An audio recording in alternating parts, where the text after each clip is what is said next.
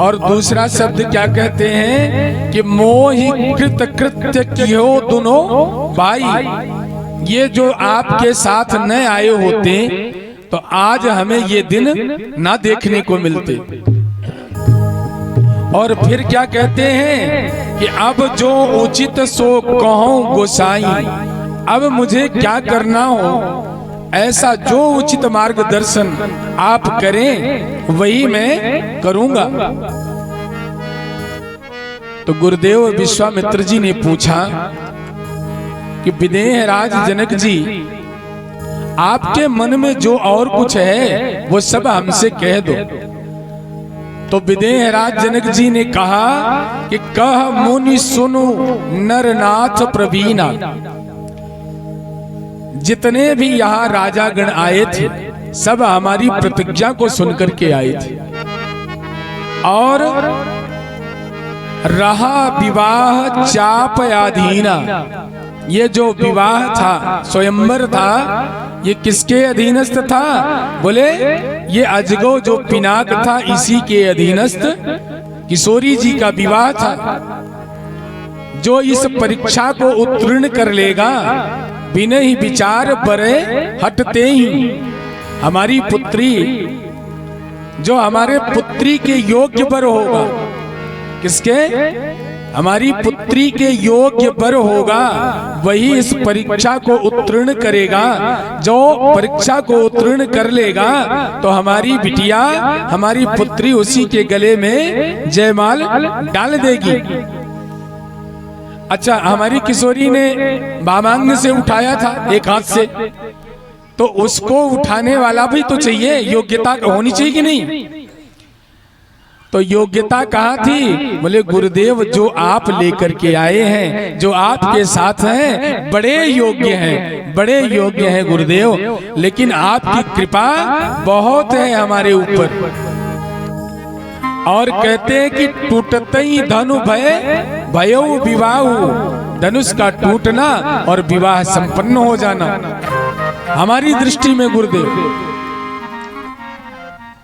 तो गुरुदेव विश्वामित्र जी ने कहा कि ये बात और है कि देवता भी जान गए, और कौन जाना? नर जो पृथ्वी में मानव शरीरधारी थे इनको भी पता हो गया। कब? जब धनुष का टंकार हुआ तो पूरे ब्रह्मांड में बिजली कड़की और अतल बितल तलातल सुतल पाताल मय पाताल जितने लोग 7 लोग नीचे हैं सबको पता हो गया कि ठाकुर जी ने धनुष को तोड़ दिया। और ऐसे भूभुवस्व 7 लोग ऊपर सबको विदित हो गया। तो ब्रह्मा जी जब यहाँ आने लगे ब्रह्मलोक छोड़ करके, तो मैया सरस्वती ने कहा कहाँ जा रहे हो? तो बोले हम तो जा रहे हैं ठाकुर जी के दर्शन के लिए। तो बोले अकेले जा रहे हो? तो बोले हाँ हम तो अकेले ही जा रहे हैं। बोले तुम ठाकुर जी का दर्शन कर लेना और हम आदि शक्ति परम अम्बा का दर्शन कर लेंगे, लेकिन चलेंगे हम भी। तो बोले तुम घराती बन करके चलोगे या बराती? तो ब्रह्मा जी ने कहा हम तो बराती वाले हैं। तो बोले ठीक है, लेकिन दूल्हा तुमको मिलेगा नहीं बारात के अंदर, हमारी घरात में ही आना पड़ेगा। और जब तक हमारे पास नहीं आओगे तो दूल्हे सरकार का दर्शन होने वाला नहीं है। अब ब्रह्मा जी मुस्कुराने लगे, बोले देवी तुम तो जीत गई। बोले हम तो पहले से ही जीते हैं, हम कहाँ हारे हैं? बोले क्यों? बोले त्रिभुवन पति आदि शक्ति जिसके रोम रोम में ब्रह्मांड समाया है, जो सब कुछ कर्तुम अकुर्तुम सब है, और वो कौन है? बोले ठाकुर जी की शक्ति परम अम्बा किशोरी शक्ति माँ सीता जी के चरणों में बारंबार प्रणाम किया जाता है। बोलो श्यावर रामचंद्र भगवान जय। और तब गुरुदेव विश्वामित्र जी कहते हैं कि ये तो तुम्हारी दृष्टि में विवाह संपन्न हुआ, लेकिन हमारी दृष्टि में ये विवाह संपन्न नहीं है। बोले क्यों? बोले जहां वेद की रीति नहीं होगी और शास्त्र की रीति नहीं होगी, कितना भी बड़ा विवाह हो वो संपन्न नहीं माना जाएगा। इसलिए आजकल हमारे भारत में तो कम है, लेकिन भारत के बाहर विवाह हुआ आज और तीसरे दिन संबंध टूट गया, बोले तलाक हो गया। क्या हो गया? तलाक हो गया। और हमारे यहाँ की रीति कैसी है, परंपरा कैसी है, एक बार हो गया सो हो गया। अब जीना भी इसी के साथ है और मरना भी इसी के साथ है। ये हमारे शास्त्रों का विधि विधान है। दुख आए तो भी प्रसन्नता के साथ और सुख आए तो भी प्रसन्नता के साथ। दुख सुख दोनों में जो पति पत्नी का प्रेम होता है, निर्वाह होता है, वो हमारे वेद शास्त्र बताते हैं कि विवाह कोई गुड्डे गुड़िया का खेल नहीं है कि जब मन में आया छोड़ दिया और जब मन में आया अपना लिया। ऐसा नहीं होता है, ये भारतीय परंपरा है। तो गुरुदेव विश्वामित्र जी समाज को संदेश देते हैं कि भारत अमेरिका के जैसे नहीं है, चीन के जैसे नहीं है कि 10 विवाह 10 दिन में करके संपन्न हो गया और 10 दिन के अंदर तलाक सब दिन हो गए। ऐसा हमारे यहाँ नहीं है। हमारी भारतीय परंपरा, हमारे शास्त्र में, हमारे वेद में, हमारे पुराणों में कहीं इसकी जगह नहीं। तो कहने लगे तो गुरुदेव अब हम क्या करें?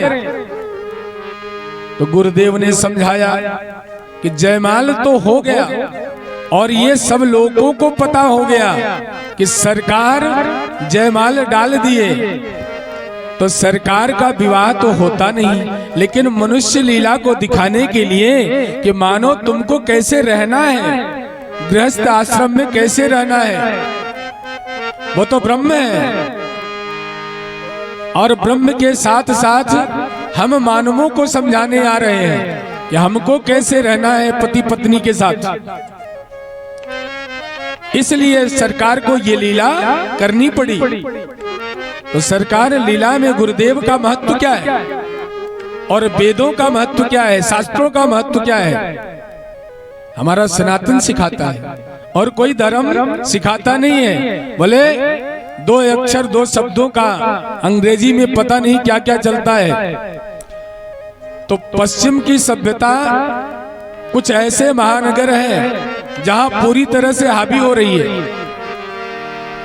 बंबई, कलकत्ता, दिल्ली, चेन्नई, ऐसे महानगरों में न माता की बात मानना है बिटिया को और न पुत्र को बात मानना है पिता का। जब मन में आया, जो मर्जी आई सो कर लिए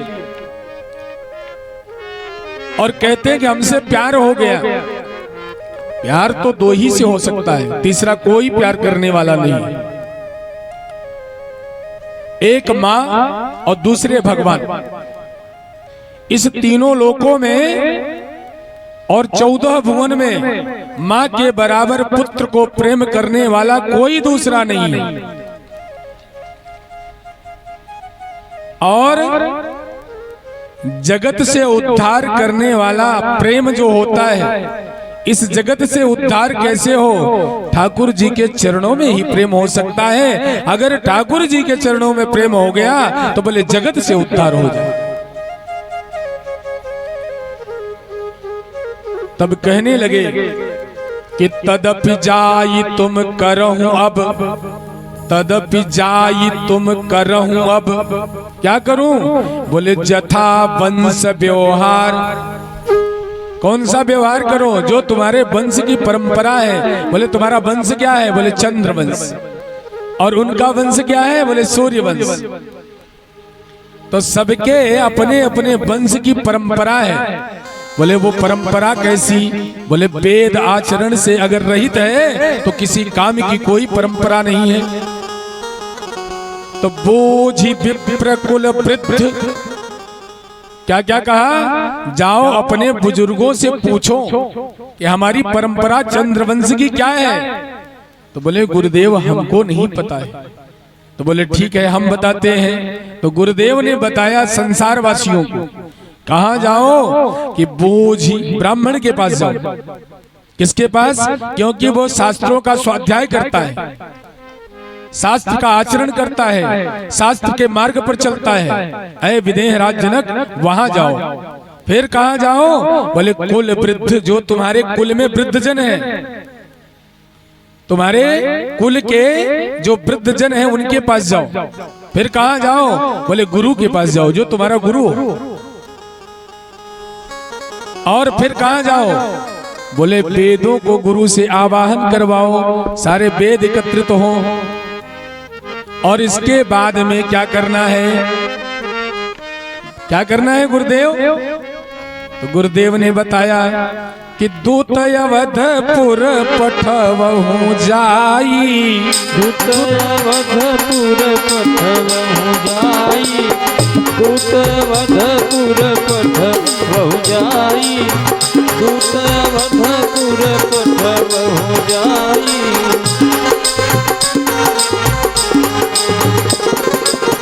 दूत अवधपुर पठवहु जाई, दूत अवधपुर पठवहु जाई, दूत अवधपुर पठवहु जाई।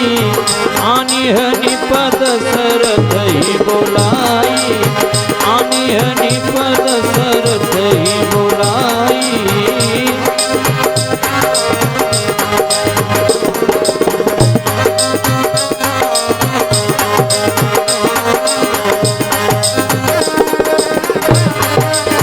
मुदित राव कहीं भले ही कृपाला, मुदित राव कहीं भले ही कृपाला।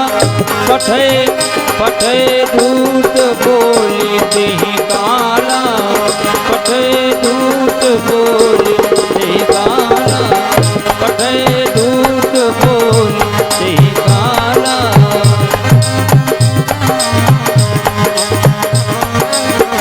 बहुरी महाजन सकल बोलाए,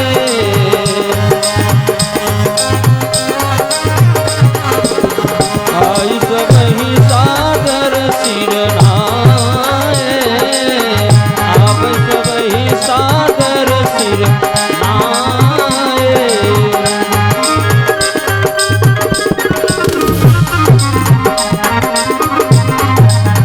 हाट बाट मंदिर सुरबासा, नगर सवारहु चार्यो आसा।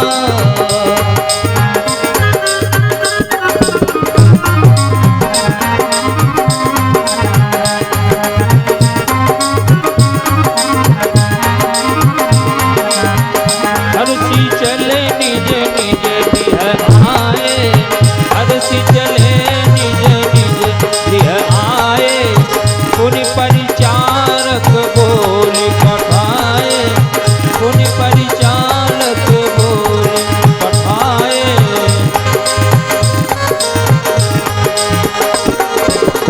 रचहु विचित्र वितान बनाई, रचहु विचित्र वितान बनाई। और गुरुदेव कहते हैं कि विदेह राज जनक, आप अपने दूत को बुला करके और एक चिट्ठी लिखो, पत्रिका लिखो। क्यों?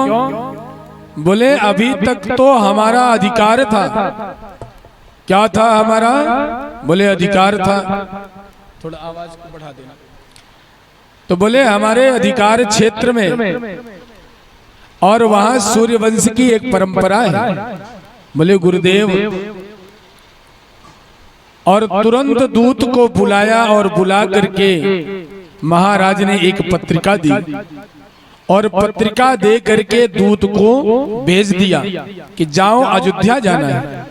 तो दूत पत्रिका पा करके अपने आप बड़ा प्रसन्न होता है और अपने आप को भाग्यशाली समझता है कि जिन सरकार के यहाँ आने के लिए देवता लालायित रहते हैं, देवता सोचते हैं कि एक बार हम उस अयोध्या में जाकर के सरयू में स्नान कर लें।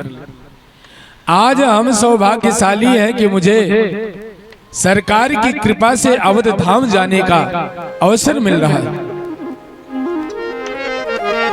और दूत जब चलता है तो अपने मन में विचार करते हुए संसार वासियों को बताता है और जब पहुंचता है कि जेहि तेरहु तितहि समय निहारी, अतेहि लघु लगहि भुवन 10 चारी। तो विदेह राज जनक जी के यहाँ शास्त्रार्थ हुआ करता था।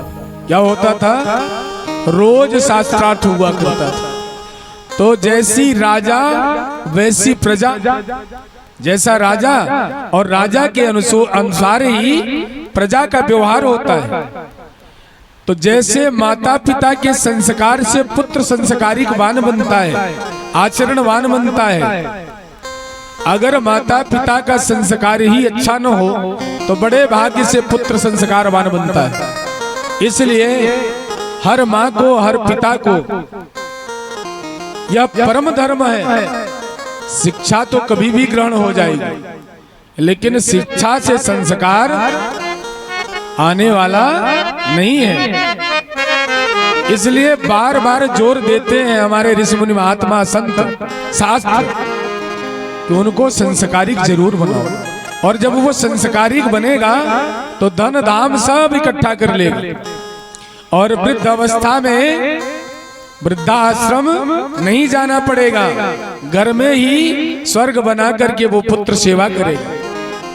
नहीं तो कह देगा कि मैया तेरे लिए एक नौकर एक नौकरानी रख देता हूँ, मैं तो अमेरिका में हूँ, हमारे पास समय नहीं है। हमारे पास क्या नहीं है? समय नहीं है। तो किसी ने कहा फोन करके अमेरिका वाले पुत्र को कि तुम्हारी माँ का स्वर्गधाम हो गया, चली गई, आ जाओ, क्रिया करना है। बोला पैसा ले लो और किसी नौकर को बुला करके क्रिया भी करवा दो। अगर धन धाम अरबपति खरबपति बन जाओ, लेकिन अगर पुत्रवान को संस्कारवान नहीं बनाया तो वो धन फिर किसी काम का नहीं रह जाएगा।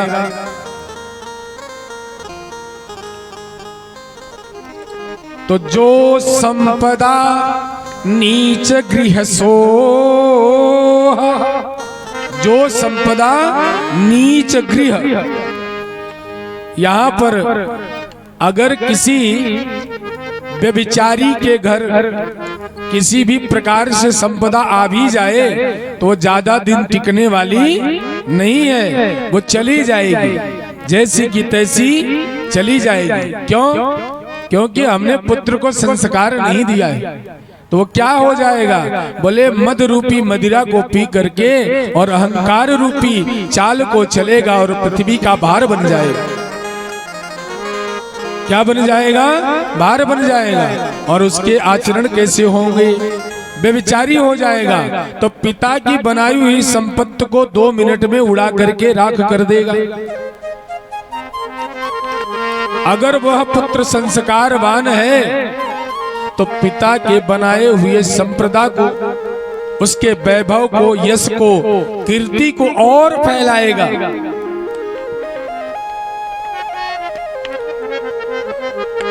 सो बिलो की सुरनायक मोह। और वहां से जब दूत चलता है और अयोध्या के लिए जब पहुंचा, गोस्वामी महाराज कहते हैं कि जब दूत अवध को पहुंचा, अरे पहुंचे दूत रामपुर पावन, पहुंचे दूत रामपुर पावन, पहुंचे दूत रामपुर पावन, पहुंचे दूत रामपुर पावन, पहुंचे दूत रामपुर पावन, पहुंचे दूत रामपुर पावन। हर से नगर बिलो की सुहावन, हर से नगर बिलो की सुहावन, हर से नगर बिलो की सुहावन।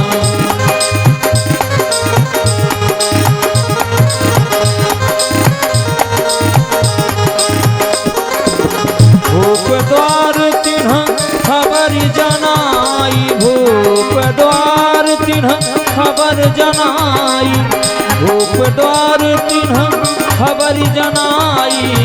दशरथ निप सुनी लिए बोलाई, दशरथ सुनी निप लिए बोलाई, दशरथ निप सुनी लिए बोलाई, दशरथ करि प्रणाम तिन्ह पाती दीन्हि, करि नाम तिन्ह पाती दीन्हि, करि प्रणाम तिन्ह पाती दीन्हि, मुदित महीप आप उठिलीनि, मुदित महीप आप उठिलीनि, मुदित महीप आप उठिलीनि, मुदित महीप आप उठिलीनि। और जब दूत जनक जी के दूत श्री राम जी के पवित्र पुरी अयोध्यापुरी में उनका जब पदार्पण हुआ तो जा करके सरयू जल में स्नान करते हैं और स्नान करने के बाद हर्षे नगर बिलो की सुहावन, उस नगर को देख करके प्रसन्न हो जाते हैं कि जिस नगर में आने के लिए देवता भगवान शंकर से निवेदन करते हैं और निवेदन करके कहते हैं कि हर बार जब आप अवधपुरी को जाते हैं तो आप हम लोगों के क्या हैं? बोले महादेव हैं, देवों के देव महादेव हैं, इसलिए जब आप अवध को चलें तो हम आपके चेले बन करके चलेंगे। देवता कहते हैं भूप द्वार तिन कबर जनाई, महाराज चक्रवर्ती नरेश के जो द्वारपाल हैं, द्वारपालों ने पूछा कि भैया कहां से आ रहे हो, कौन हो? अभी तक मैं ऐसा चेहरा अपनी अयोध्या में नहीं देखा, अपना परिचय बताओ, कहां से आए हो?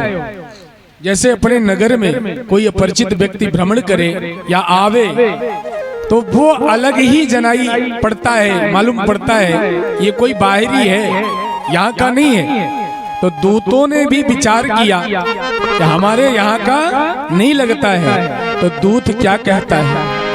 अयोध्या के द्वारपाल से दूत कहता है कि हम तो पाती लेके आवत बानी, हम तो पाती लेके आवत बानी पार से, राजा जनक दरबार से, हम तो पाती लेके आवत बानी पार से, राजा जनक दरबार से ना।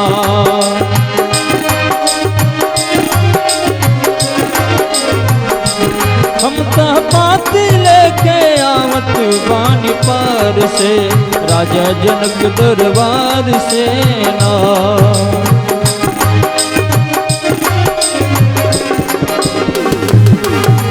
राजा जनक दरबार से ना।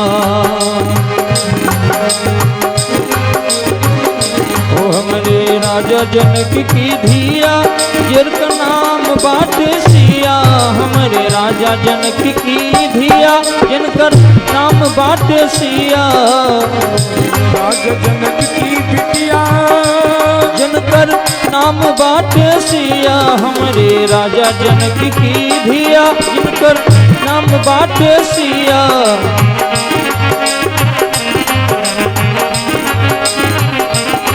उनका शादी हुई है कौशल्या कुमार से, राजा जनक दरबार से ना।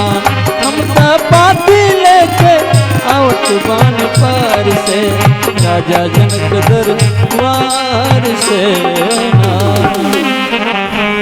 द्वारपालों से कहता है कि भैया हम राजा जनक के दरबार से आए हैं और पत्रिका लेकर के आए। कौन सी पत्रिका है, क्या पत्रिका है? बोले रामलला सरकार का संदेश लिखा है, गुरुदेव ने लिखवाया है और विदेह राज जनक जी ने हमसे भिजवाया है।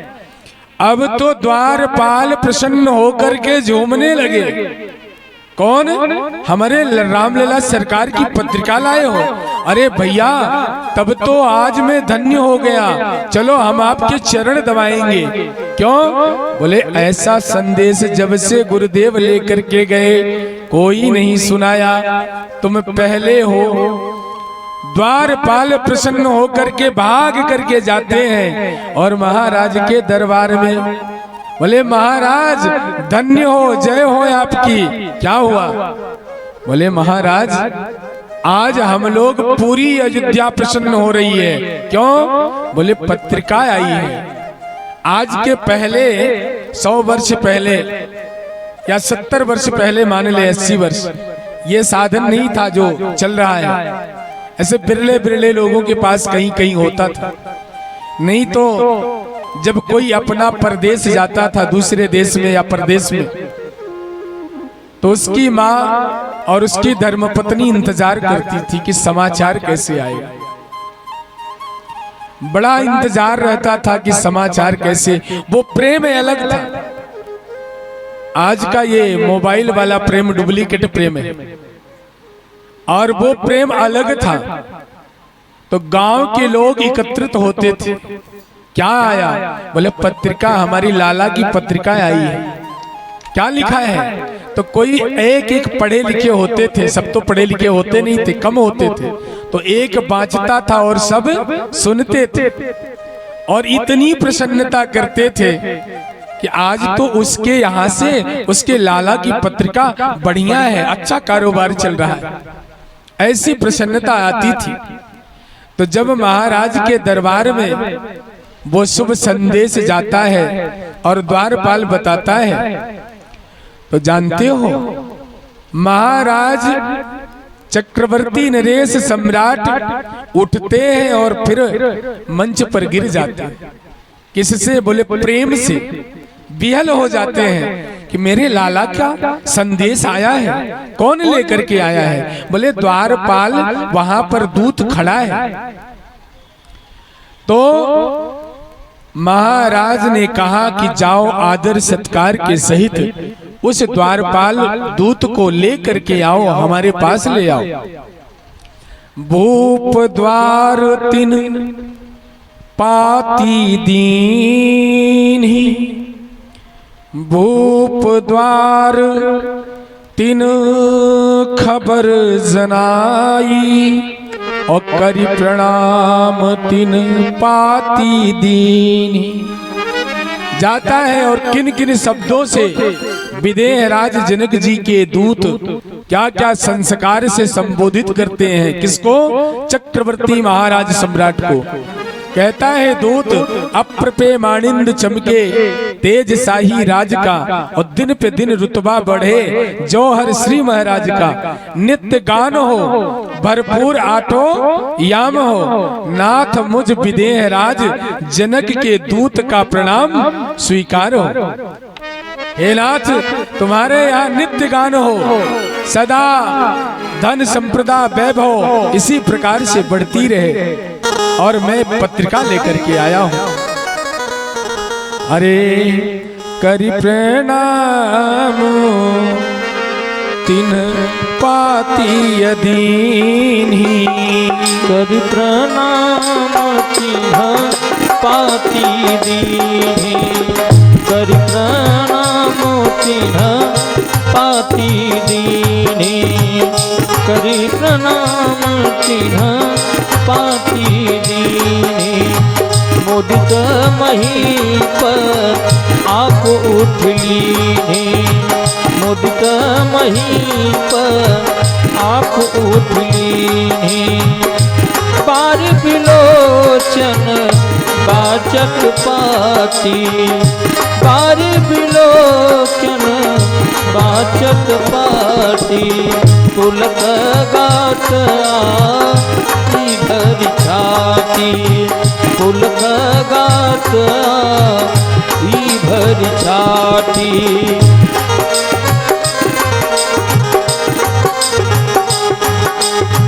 पुलक गात इधर छाती।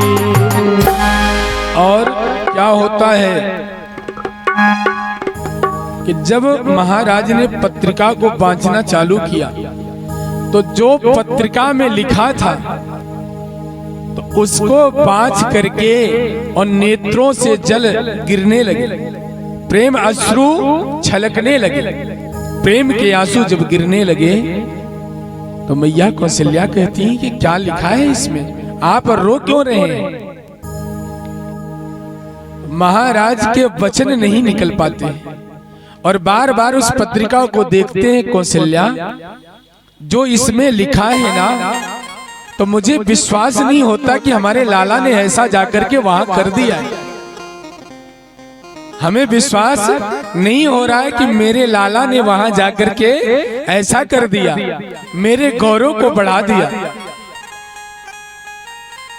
तो राम लखन उर कर बर चिट्ठी, आहा क्या सुंदर भाव प्रकट होता है कि पुनि धर धीर पत्र का बाची। मैया कौशल्या ने कहा कि हमें भी सुना दो, क्या लिखा है इसमें। महाराज ने ज्यों पत्रिका को बांची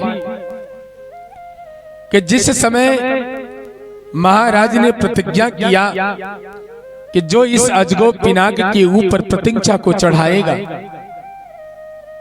और हमारे संकल्प को पूर्ण करेगा, उसी के साथ हम अपनी पुत्री का स्वयंवर रखेंगे, जयमाल रखेंगे। तो देश देश के महीपन को भूप क्यों बटोरा है, साच ही बताओ न छुपाओ कोई बातन को। देख परशु मोरा है, परशुराम की भी करनी लिखी गई। परशुराम भगवान भी जाते हैं बीच में, तो परशुराम जी वहां पर कहते हैं कि देश देश के महीपन को भूप क्यों बटोरा है, और साच ही बताओ न छुपाओ कोई बातन को। देख परशु मोरा है, ये सारी परशुराम के वृत्तांत भी। तो मैया कौशल्या ने कहा कि परशुराम के सामने, बोले वो जो छोटा लाला है ना अपना, वो तो इतना परस्पर बात किया है। फिर बोले क्या हुआ कि देत चाप आप ही चली गयो। क्या हुआ? बोले तेरे लाला के सामने परशुराम नतमस्तक हो गए बाद में, और चाप को दे करके आप ही चली गयो। कहाँ चले गए? बोले ऐसा नहीं, अर्थ क्या निकलता है? बोले चाप अपने आप ही चला गया। कहाँ? बोले राम जी के हाथ में। देत चाप आप ही चली गयो। ऐसी विचित्रता लिखी है इस चिट्ठी में। बोले इस पत्रिका में क्या लिखा? बोले परशुराम का जब मन सशंकित हुआ, मन विस्मय भयऊ। तो जब विस्मय में हुए कि क्या ये ब्रह्म तो नहीं है, और यदि ब्रह्म है तो इस चाप को दे करके हम पता लगा लेंगे कि ये ब्रह्म है या कोई राजा के पुत्र है। तो जब उस सारंग धनुष को निकाला है विष्णु भगवान के द्वारा, जो उन्हें मिला था, जब उस सारंग धनुष को निकाला और जैसे हाथ में लिया तो धनुष जिसका था उसी के पास अपने आप चला गया। ऐसा लिखा है इसमें। अब तो मैया कौशल्या प्रसन्न हो जाती। और फिर क्या होता है? रही गए कहावत न खाटी मीठी। कुछ अब कहने के लिए शब्द नहीं निकल रहे हैं। तब पुनि धरि धीर पत्रिका बाँची, हरसि सभा बात सुनी साची।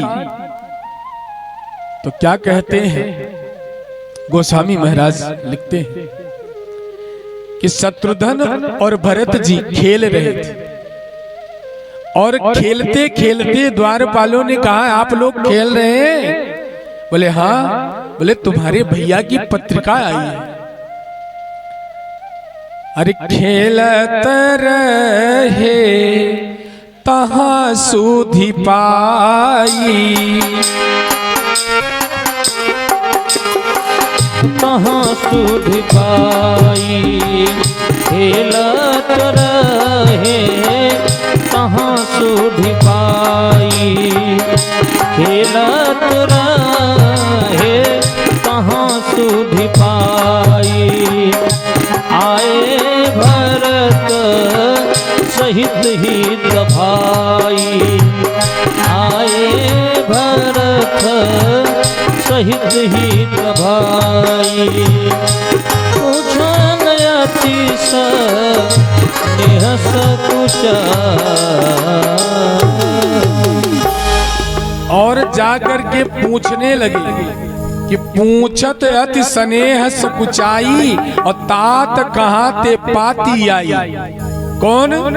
भरत भैया जाकर के पूछने लगे, आए भरत सहित हित भाई, शत्रुघ्न के साथ आए और बोले पिताश्री पत्रिका कहाँ से आई है? बोले विदेह राज जनक जी के यहाँ से पत्रिका आई है। क्या लिखा है हमारे भैया के बारे में?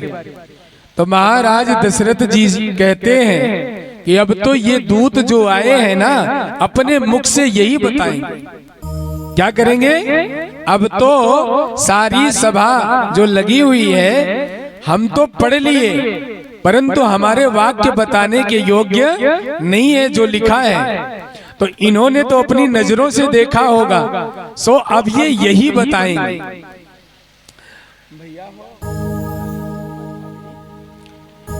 सुनो महीपति मुकुटमणि तुम समधन्य न को। पूछते हैं भैया, जिस दिन ने मुनि लिवा करके गए हैं, तब से आज ही हमने सच्ची खबर पाई है। क्या खबर मिली है?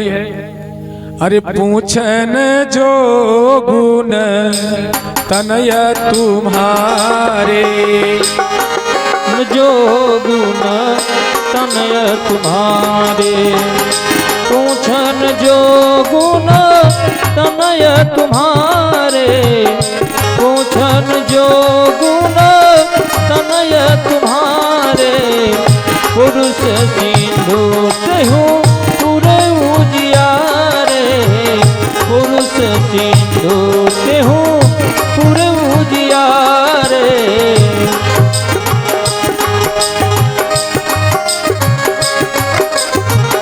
जिनके जस प्रताप के आगे, जिनके जस प्रताप के आगे, शशि मलिन रवि शीतल लागे, शशि मलिन रवि शीतल लागे। इन कहत ही नाथ कीन चीने, देखी रवि की दीपकर लीने, सिय स्वयंवर भूपयनिका, सिय स्वयंवर भूपयनिका। सिमटे सुभट एक ते एका, सिमटे सुभट एक ते एका।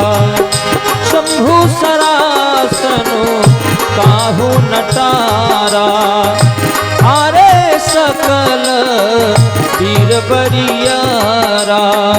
किनी लोक मह जे भटमानी, सब कह सकती शंभुधन भानी, सब कह सकती शंभुधन भानी। दूत कहता है कि महाराज, आपके जो तनय हैं, जो पुत्र हैं, वो पूछने योग्य नहीं है। पूछन जोगुन तनय तुम्हारे। किसी का पुत्र यदि भौतिक जीवन में डीएम बन जाता है और कमिश्नर बन जाता है, तो उसके माता पिता अगर कोई सामाजिक दृष्टि से हम भी देखें, तो क्या पूछने जैसा शब्द रहेगा क्या? अपने आप ही उसकी यश और कीर्ति फैल जाती है। एक बालक यदि भौतिक जगत में डीएम बन जाता है, तो कहते हैं कि पूरे जिला में उसकी खबर व्याप्त हो जाती है। और वो क्या कहते हैं? दूत कहता है कि महाराज, आपके पुत्र पूछन जो गुण तनय तुम्हारे, बोले वो संस्कार, वो आचरण, वो पवित्रता और वो सुंदरता आज तक धरती में देखने को फिर से नहीं मिली है हमें। बोले अच्छा, बोले कैसे दिखते हैं? बोले पुरुष सिंह, पुरुषों में क्या है? बोले सिंह के समान है। कैसी लीला कर रहे हैं? बोले जिधर देख देते हैं उधर क्या होता है, जो दुष्ट प्रवृत्ति के राजा थे उनके नेत्र को बंद कर देते थे। और त्यों पुर उजियारे, तीनों लोकों में उनकी कीर्ति गाई जा रही है। हमें ऐसा समझ में आया, जिनके जस प्रकाश के आगे शशि मलिन, चंद्रमा मलिन हो जाता है। और सूर्य क्या होता है? शीतल लागे। जो सूर्य सबको जलाता है